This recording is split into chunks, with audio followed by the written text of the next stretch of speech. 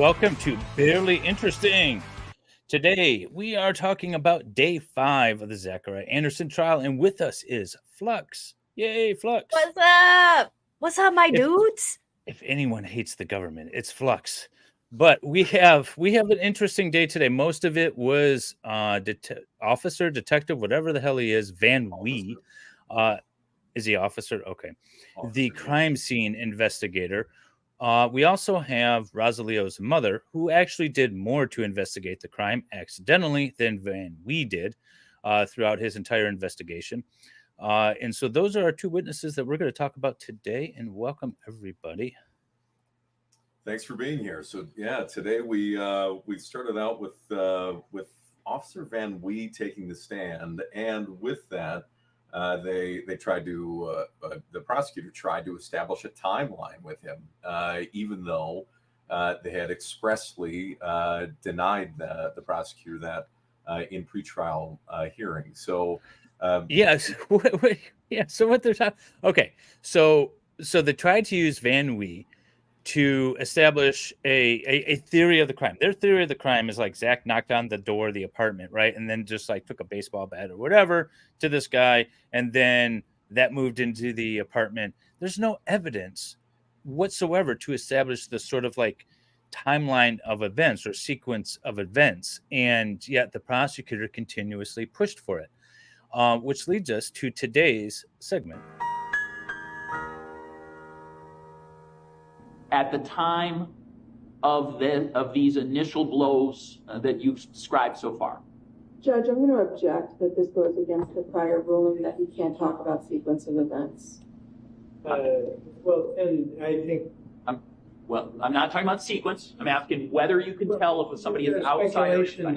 There's speculation involved. It's not, and I can explain why. I think there is. And asking for a sequence of events should not be permitted based on the court's prior ruling. And that's the exact point, or last point is the one that I was concerned about. The question that I asked that was objected to, probably because counsel is anticipating I ask a sequence question, but I did not do. I had not done that. At the time of these initial blows that you've described so far. At the time. But there are an array of stains, some of which are in the door jamb, but there is additional material that appears to be blood on the outside of the door. You need to reformulate your question as to what exact blood you're talking about.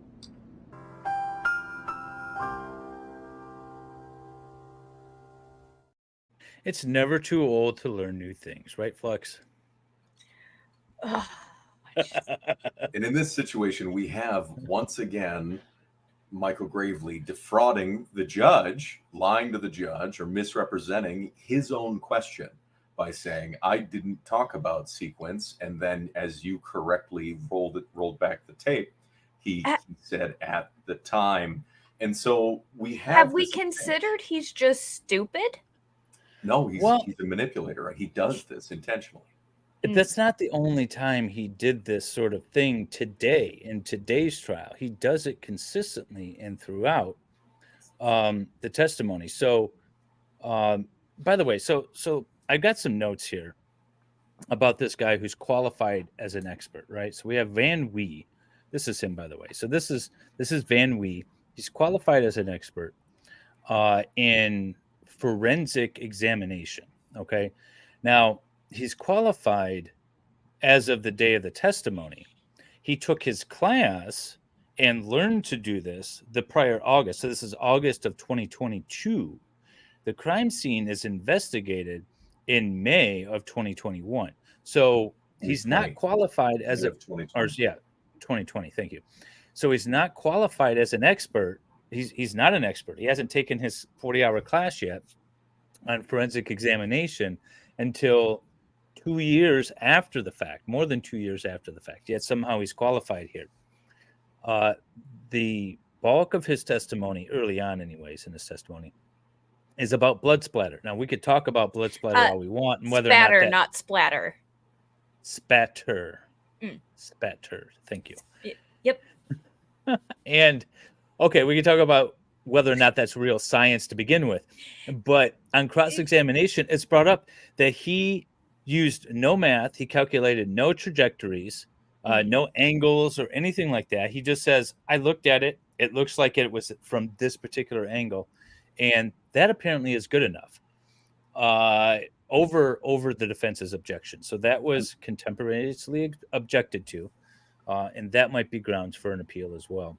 I think But, that the discussion about trigonometry, that they had the previous trial day is relevant for this qualification, this discussion of what they, what is in Wisconsin Daubert rules, right? The Daubert rules to qualify an expert witness, and that included trigonometry. And the reason why it includes trigonometry is because the tail on the directionality of the blood as it hits a surface indicates where it's coming from, but also the length of the tail and a few other aspects of it indicate a velocity of the blood as it meets the surface. And that is why trigonometry is important.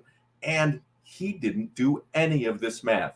Not only that, but they, as I said in our last episode, they never even bothered to calculate the volume of blood lost in that apartment. What were they doing? I mean, that blows my mind. Like, to determine, I've said this before, but that is nowhere near anybody who has seen somebody who has like bled from like a cut or like even just a nasty gash. Like, that's a lot of blood.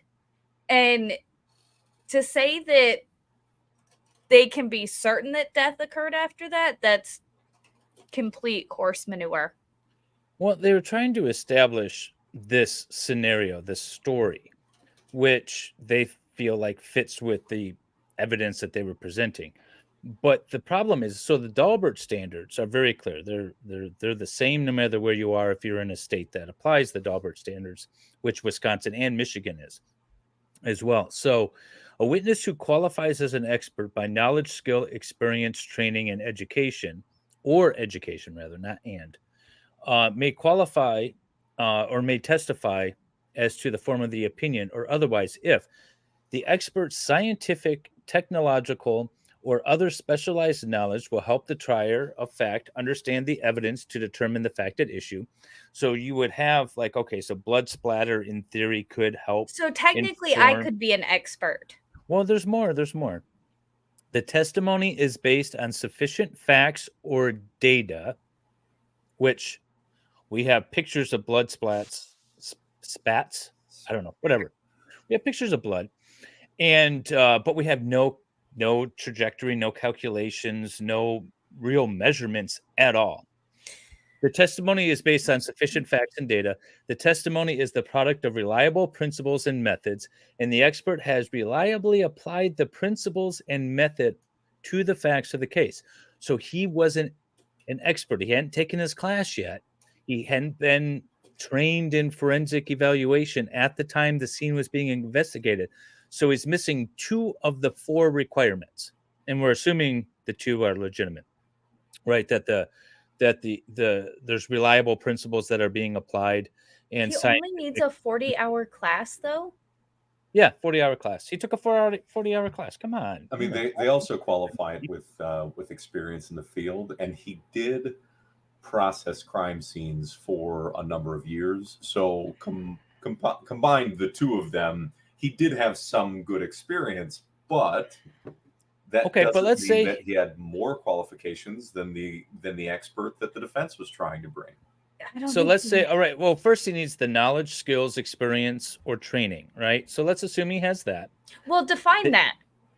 It differs, right? Because you're not going to say, a carpenter that has worked 40 years in the field needs to have some sort of education. They're just going to say, well, he's a carpenter that's worked 40 years in the field. He probably knows how to put a nail to wood.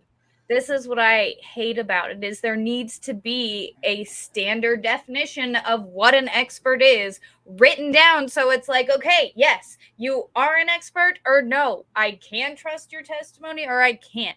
Because if it's just like, oh yeah, you need education, training, experience, whatever, it's like, I have that. But should I qualify as an expert? Oh, no. Nope, that shouldn't. But according to those Could we standards, I could. qualify? Could we qualify Fluxx as an expert in acrylic paints? Maybe. Probably get to some Well, extent. no. I Right? was gonna 'Cause it's the say experience. I could be qualified in blood spatter analysis, technically by those standards. Should I? Why? Nope. But I could by those standards, and that does not make me confident at all. The one thing I don't know is if there was a Daubert hearing. Now, typically, once one party, there was okay. So Yeah. once one party presents an evidence or an expert, then the other party has an opportunity to challenge it with a Daubert hearing and say, "I don't think this guy's qualified." You go through a whole evidentiary process, much like his testimony today. It's probably where the defense got a lot of their cross-examination questions from, such as you didn't take any measurements and you used no calculations, no math whatsoever to form your opinion. Yet somehow the judge allowed this in. But that's a specific requirement. So facts or data. And when you're talking about blood spatter, you need to have the mathematical data in order for it to make any sense, because otherwise you're just like, yeah, it looks like it came from this angle. And a lot of times, in fact, with the blood spatter, it's not that apparent, you know. It can be micro tails, or like the spines can be just at like a slight angle to know just so that it's off by a few, like you can know. To what you were saying earlier about, is it an actual, science or whatever? I mean, sometimes it can be a little iffy, but when you can use exact measurements, and with blood spatter, you do use the actual size of droplets to get certain velocities, and like it is an actual science, more so I think than like fingerprint and like, tool analysis. Well, it's fairly predictable, right? The question is can you reproduce it in an experimental form? Right. Which he also Yes. testified that he conducted no experiments Right. when See, and analyzing this. So that I specifically wrote that down. No measurements taken, no angles calculated, no experiments were conducted. Yep, no recreations of the scene or the scenario to determine how it might have occurred. We also have some conflicting language in the evaluation of the crime scene, where in one report it cites it as fresh blood because there's a pool of blood in the carpeting, and they actually call it fresh blood, but they later redact or change it from fresh blood to wet blood, which is an interesting change. And furthermore, in Van Wee's report, the report that's actually utilized in the trial is not even signed. So when it's submitted as evidence, his report does not have a signature, not signed at all, and submitted to the court as evidence. However, when because I went to the courthouse and purchased it directly from their kiosk, where I saw the image of the scanned document, not signed. But when we were delivered the discovery, we had a signed document. Why the discrepancy? Why is that different? There's also a piece of Van Wee's report when he's talking about the blood pattern analysis, where at random, in like the third to last paragraph, he talks about how he definitely wore gloves while he was in the back of Zach's van. And what's odd is that it's completely out of place for the flow of the report. Like it was added there. It's very strange. Why is this paragraph suddenly added in? Like he just remembered at that time, like, oh, I need to make sure that I say that I was wearing gloves, not that he actually was following the process. It's suspicious. It's suspiciously out of place. I wasn't there. I don't know if he did or did not wear gloves, but he was just down at Rosalio's apartment, and then he was up there, and he has this odd paragraph that's entered in his report where he was at the crime scene where there's tons of Rosalio's DNA, and now in the back of Zach's van. We have a strong potential for. And it wouldn't be the first time that we've had a police officer transfer DNA and get someone convicted that was eventually exonerated. I did a whole video about that guy and a couple others. I don't know, maybe 6 months ago. So it's not impossible, rather. A couple other things I wanted to point out about Van Wee's testimony. He was asked on direct examination how long someone would have to have sat there bleeding for that amount of blood. How the hell is he supposed to answer that? He doesn't know the type of injury. If it's a cut to the finger, it's going to take a lot longer than a missing head, for example, right? Right. So ridiculous question, properly sustained by the judge. He was also asked about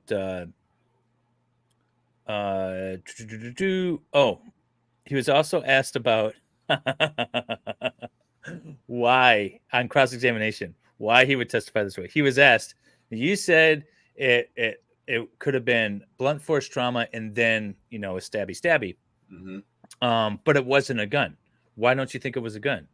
Well, because bullets go through people, and we would have found a shell casing or in the place and a bullet in the wall somewhere. That was his answer. That was not his because legitimate there answer. And so the follow-up question, appropriately enough, was, well, you do realize that there are some types of firearms that don't discharge their shell casings, right? Like a revolver. You do realize there's different calibers, and they might not actually go through somebody, right? And then types of bullets that might not actually penetrate all the way through. Yeah. And then he changed it to, well, but the splatter isn't consistent with that anyway. But that wasn't your initial answer. Lead with. Yeah, your initial answer was, well, there's no bullet hole in the wall behind where I thought the body was. No, because there's clearly no blood spatter that shows that. See, he's an expert. Yeah. So, I mean, ridiculous. There were some other pieces of his testimony that I think are worth bringing up as well. I mean, they did question him about the processing of Zach's house, and they talk about the fire pit, and they try and make it out to be like this fire pit that was like this raging fire, but it was smoldering ashes, and they tried to say that we had torrential downpour, but they never ever actually produced the volume of rainfall for Mequon during those days. They never actually showed it to the jury. So all they had was just this rumor, this hearsay of establishing that there was rain on those days. 33 months later, almost 3 years later, did they remember? They might have remembered that things were wet. There were some sprinkles. During those days, but we didn't have torrential downpour, and we've gone back to look at that rainfall to prove that testimony incorrect.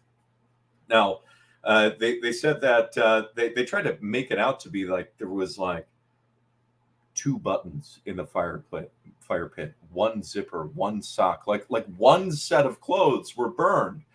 But then when we look at Van Wee's... the way they asked it is, you found 2 buttons, right? You found a zipper. You found a underwear band, right? That's how they phrased it to make it sound like that was the only thing found.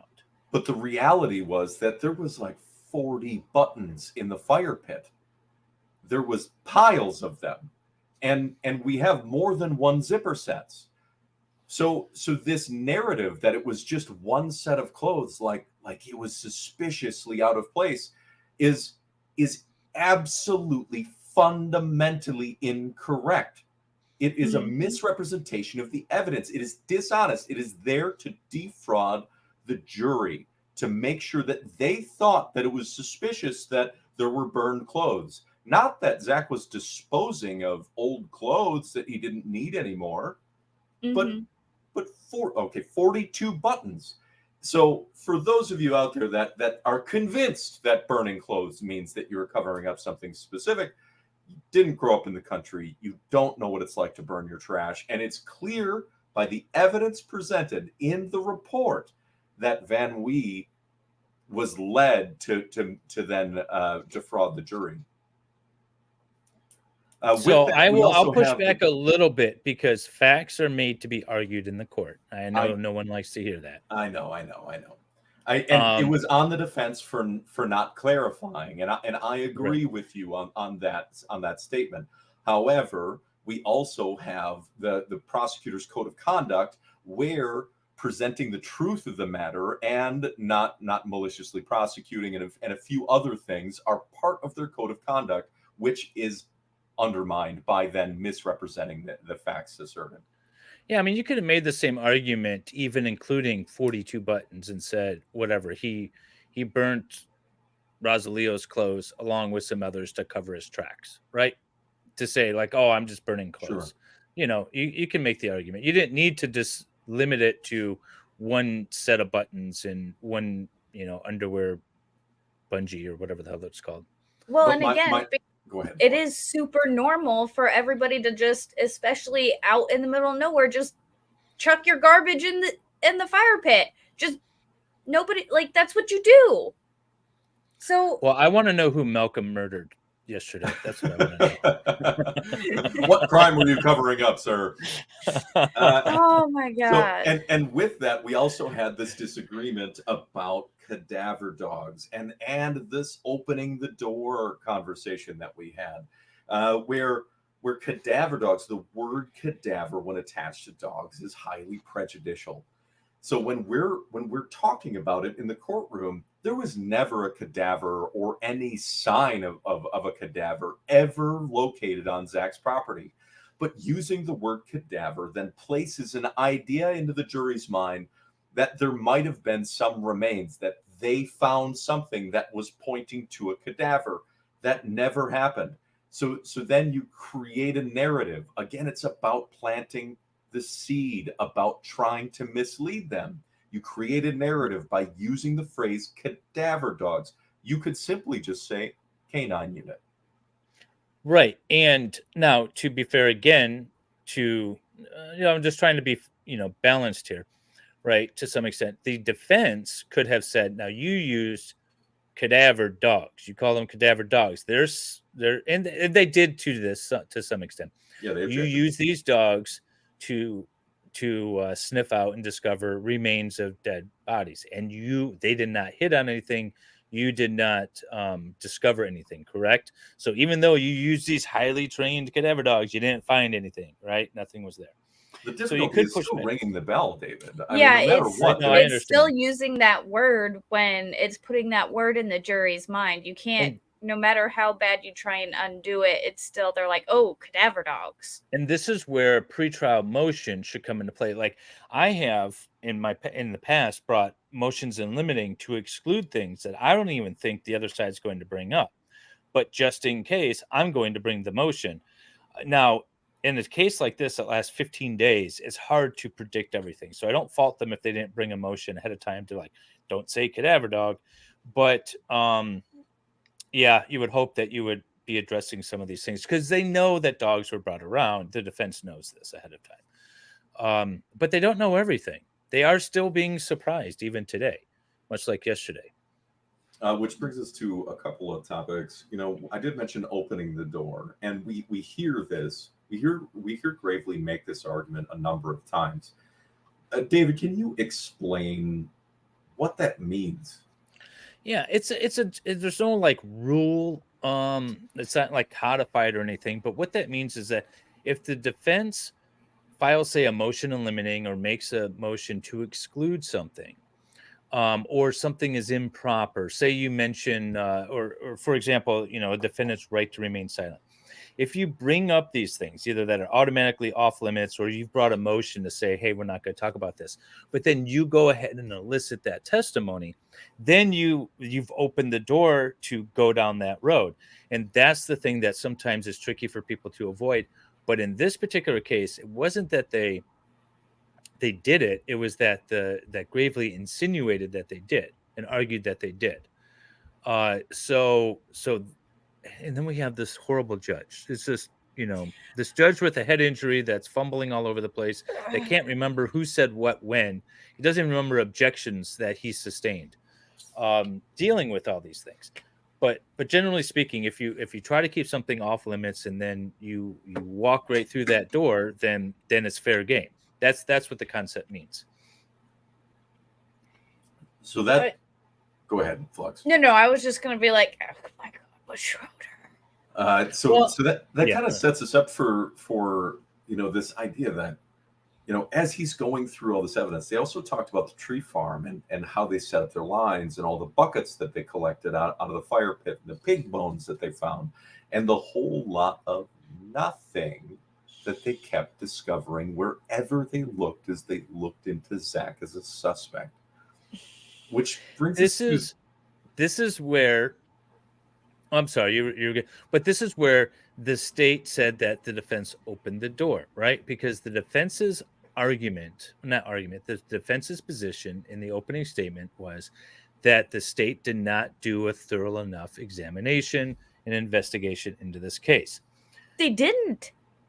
Well, they're trying to show that they did. Look, we found pig bones. We walked all over this place. We drained the septic field. We walked out cadaver dogs. So they're bringing all this stuff in, and the state is arguing that we're allowed to because the defense opened the door in the opening statements.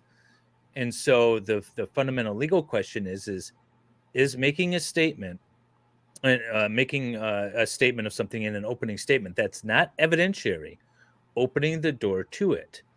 And unfortunately, I have to agree with the judge that it is, because you've put that seed, as the judge likes to say, out there into the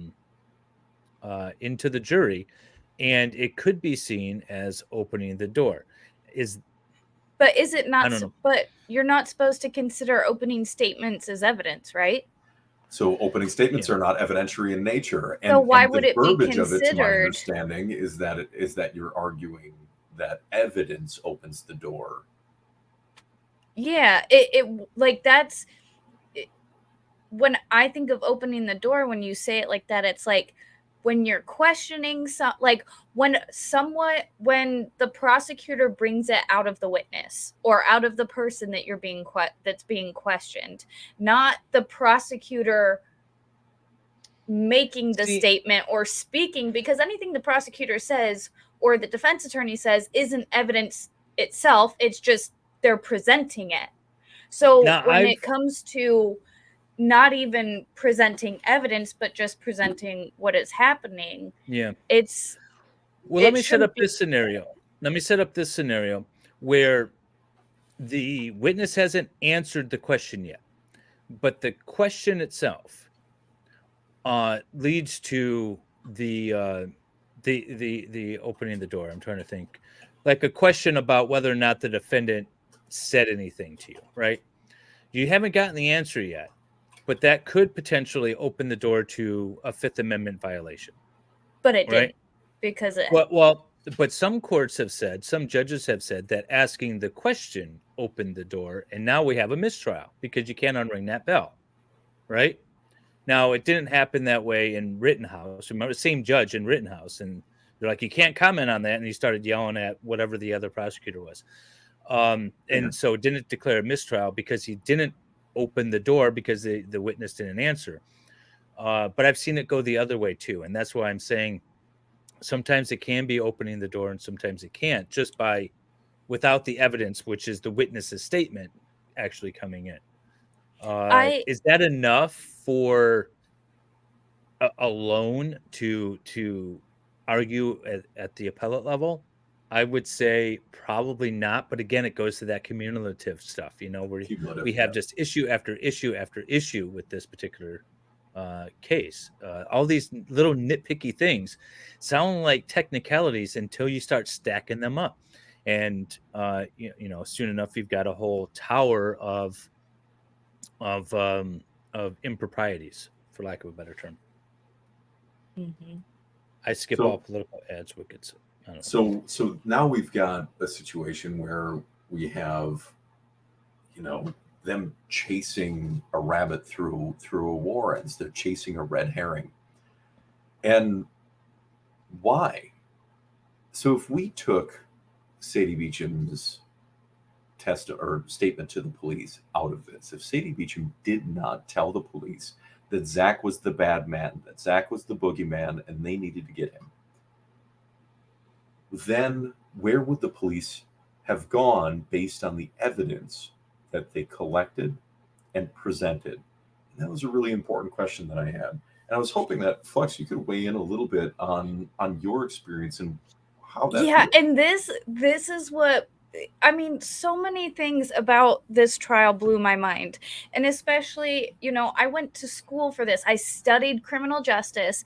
One of my favorite, you know, areas of study was forensics because it's so detailed and it's so specific, like the little details that you got to get, like with blood spatter, like to measure the blood spatter that is this big, and like it takes a lot.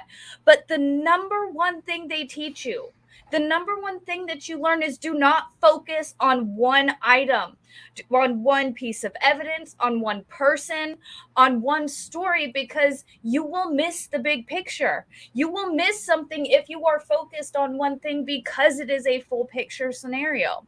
And to focus on one person because one person said one thing, you lose everything. You lose all credit. You lose everything because you take that one person away and your entire case falls apart because you have zero evidence to support anything.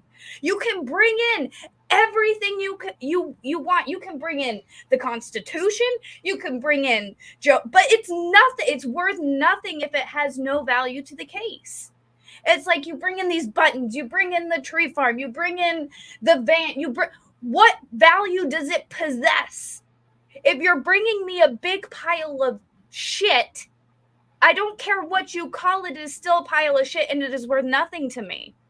So to focus on one person, it is the number one thing that they teach you. Do not focus on one person because you will have tunnel vision and you will start to go down a path that's not going to be factually accurate or support your theories at all. The best example of that is the actual Denny motion. And so you can find the Denny motion can you find it at freezachariahanderson.com? You can find the transcript from the Or Denny hearings not and .com, at freezachariahanderson.org. So all of the Denny information should be up and available for everyone to read on freezachariahanderson.org. We're trying to make as many of the court documents as possible available to the public, and that way, you know, we're not hiding this from you. We're not trying to pull the wool over on your eyes. This is what they found, how the investigation went, and it clearly shows the bias of the prosecutor and the judge and how they treated Zach. And furthermore, you know, like she said, the blinders are on. We have confirmation bias by the investigators. 100%. By the way, real quick, Jim, thank you very much for the 10 gifted memberships. Sorry, I can't read the names right now, but I wanted to go through the Denny motion real quick. I just wanted to point out some facts. All right. So Mr. Campbell was friends and work associates with Rosalio. According to individuals who knew Mr. Campbell and Rosalio had owed Mr. Campbell a large amount of money. Rosalio withdrew $700 from a checking account and then another $300. That's a total of $1,000 just a couple of days before he went missing. There is nothing in discovery that establishes that Mr. Gutierrez had gone anywhere from May 15th to May 17th and where he would have spent that $1,000, but it wasn't discovered at his apartment. Then we have on May 18, 2020, the day after Mr. Gutierrez was allegedly murdered, Mr. Campbell texts his mom and asks if she could drive him to two separate banks. Then we have phone records indicating that he was going to see Mr. Campbell on May 17th, so that Rosalio was going to see Mr. Campbell on May 17th. Further, Mr. Campbell's GPS data from Cellbrite downloads indicate that he was at 3709 15th Street at Mr. Gutierrez's apartment on May 17th. Look at all, and I'm not even done with it yet. There's just like 4 points I hit, but look at all that information.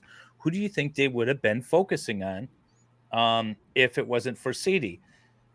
That's what I'm saying. Oh my God. So I literally was telling somebody the other day, I'm like, I am convinced by the information and the facts and the evidence that has been presented to me by y'all, by everybody who have done our own investigations, I'm convinced beyond a reasonable doubt. I don't know about y'all, but this hasn't even been to trial, and I'm like 90% sure, based on the testimony and statements and Yeah. I mean, I'm not gonna officially, accuse Michael Campbell of being the guilty party. He also because interjected himself into the police investigation on May 19th. I know. And showed up at his house. Painful. It's painful, but I can say that his activities surrounding the disappearance of Rosario Gutierrez are highly suspicious, and we're going to go into some of that tomorrow when he takes the stand. So tomorrow is going to be a big day. Don't miss it, because we've got 911 calls that we're playing that have not been heard before. So brace yourselves. You're going to hear Zach call 911 and Michael Campbell's response. So do we want to talk about? Yeah, I was just say we have another witness. We do have Rosalio's mother, and there's no question that she's distraught, and it's very important to recognize that for her, this is a tragedy that's befallen her. He's her only son. She is upset, and she has lost her beloved family members. So it's just important to extend our empathy and our sympathy to her family and for her loss. The problem that we run into is that justice is not served by convicting the wrong man. And we would hope that she would be looking at the evidence and be willing to look at this from a different perspective to try and help us find the real culprit. Now, the reason for her testimony seems to be proof of death, right? Because we have a missing body. We have to establish that he's no longer with us. She was very close with her son. She hadn't heard from her son. Based on the testimony that I have heard from his mother and from his former ex-wife or whatever she was yesterday, I have every reason to believe that he might be dead. He's probably dead, right? But which is what you needed. But this went way beyond that sort of, just hitting the element sort of thing. And they went for the emotional toll here. And that I don't like when the state does that. I agree. That was my biggest problem with her testimony. It wasn't that, because she could have just testified that, she hasn't heard from him and she used to hear from him every day and that they were close. That would have been sufficient.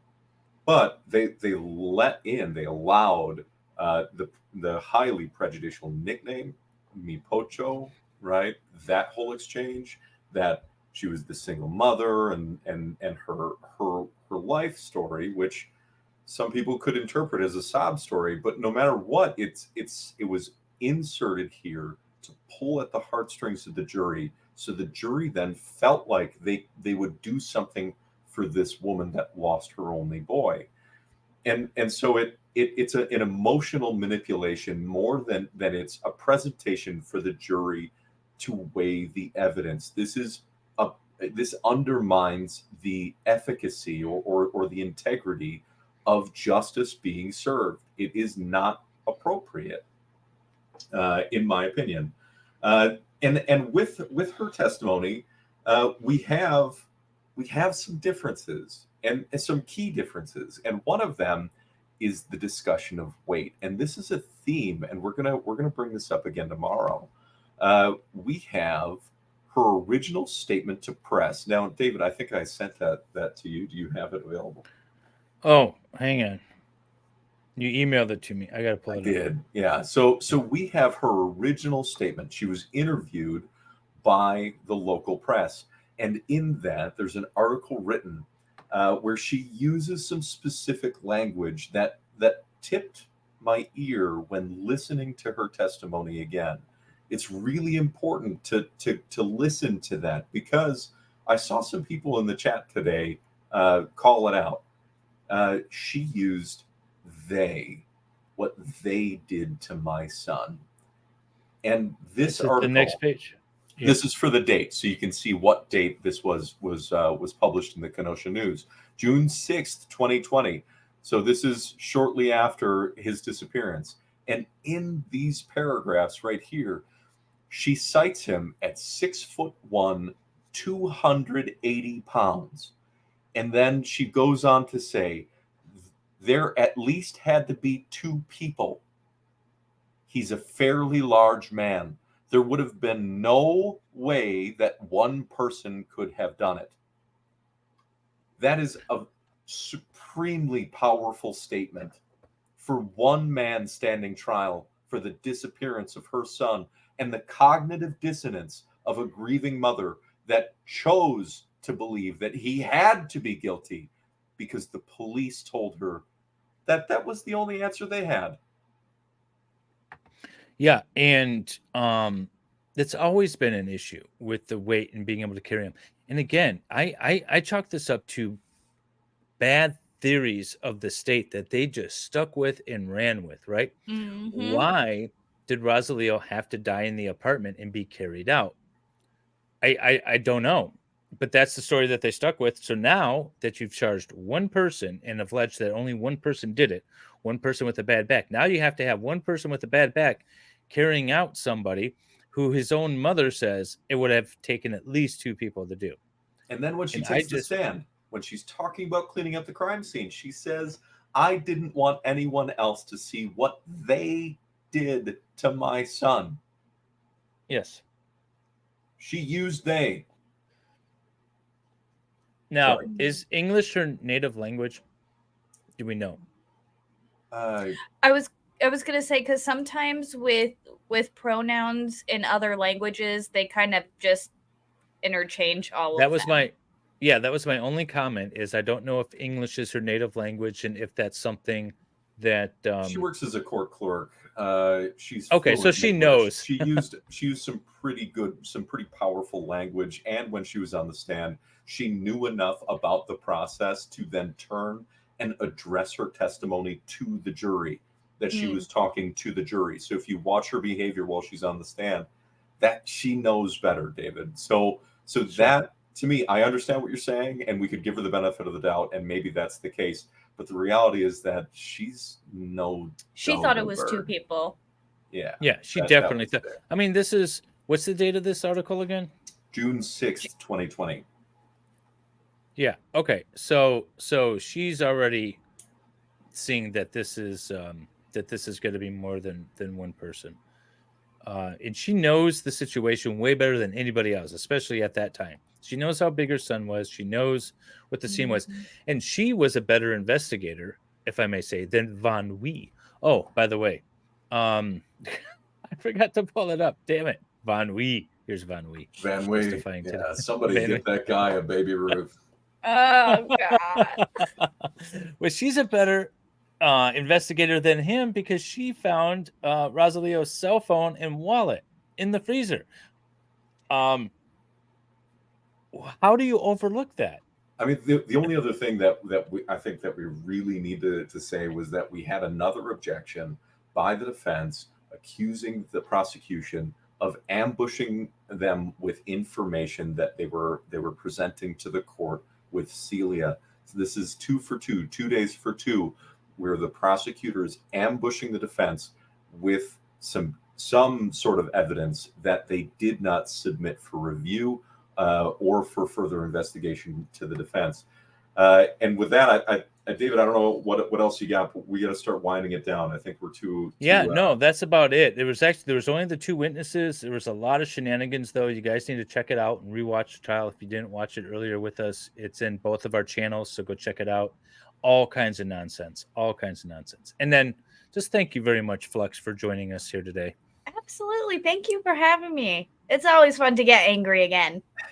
Thank you, Fluxx. Thanks for showing up and gracing us all with your point of view, your expertise. One more thing I want to say real quick is we're streaming this Monday through Friday. So tomorrow we're going to be doing day 6 of the trial, episode 5 of Barely Interesting. And then we're taking the weekend off. We'll be back on Monday. But so don't forget tomorrow night again, right back here at 10 o'clock. And thank you all. tomorrow's a big day. We have Nettie, I believe, right? So we've got Nettie, Michael Campbell. We have the end of Celia's testimony, the cross-examination, and a few others that are taking the stand. So tomorrow is a huge day. Tomorrow night, Law Kong Express. For those of you out there that have seen the Law Kong newsletter, Joe with Law Kong is joining us to talk about the facts. So thank you, everybody. Bless you. Good night. Take care.